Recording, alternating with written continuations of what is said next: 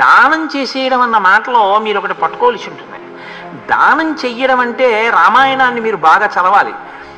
యోగ్యతని బట్టి దానం చేయాలి. ఉంది కదా అని దానం చేయకూడదు. ఉంది కదా అని చెప్పి మీ ఇచ్చ వచ్చినట్లు మీరు దానం చేశారనుకోండి, ప్రమాదం ఒకటి వచ్చి కూర్చుంటుంది. తెలుసా అండి?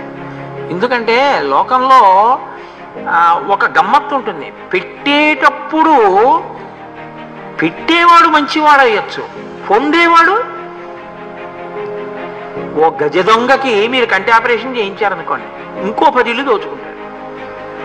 నేను కంటి ఆపరేషన్ చేయించానండి, ఉచిత నేత్ర చికిత్స అంటే అది ఎంతవరకు అవసరం అన్నది మీరు చూడవలసి ఉంటుంది. చేసేటప్పుడు పాత్రతని గుర్తెరగాలి.